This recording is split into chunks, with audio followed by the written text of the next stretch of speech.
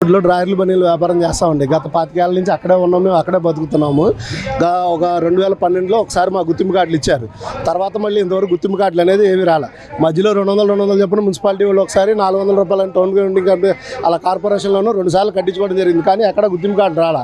ఆన్లైన్లోనేమో యాక్టివ్గా ఉన్నాను, కానీ వాళ్ళు తెచ్చిన లిస్టులో మా పేర్లు లేవు కనుక మీరు వ్యాపారం చేయడానికి వీలు లేదు, తొలగించాలని మాకు నోటీసులు ఇవ్వడం జరిగింది. ఆ నోటీసులు ఇస్తానికి వెళ్తే కూడా వాళ్ళు మున్సిపాలిటీ అధికారులు ఏ విధంగా స్పందించకపోతే మా కమ్యూనిస్ట్ పార్టీ తరఫున వాళ్ళందరూ ధర్నా చేసి మళ్ళీ గుర్తింపు కార్డులు ఉన్న వాళ్ళు అందరికీ స్థానికంగా ఉన్న వాళ్ళకి ఖచ్చితంగా గుర్తింపు కార్డులు ఇవ్వాలి, వాళ్ళకి అక్కడ స్థానికంగా ఉండాలని చెప్పి ఈ ధర్నా చేయడం జరుగుతుంది.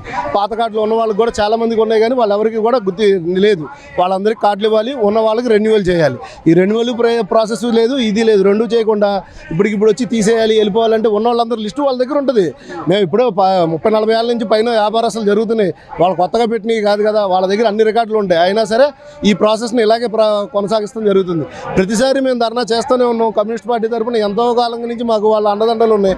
వాళ్ళ కింద మేము బతుకుతున్నాం. వాళ్ళు మాకు సాయం చేస్తూనే ఉన్నారు. పార్టీ తరఫున మేము ఎన్నిసార్లు ధర్నా చేసినా, ఎన్నిసార్లు జరిగినా సరే వాళ్ళ గుర్తింపు కార్డులు అనేది రావడం జరగట్లేదు.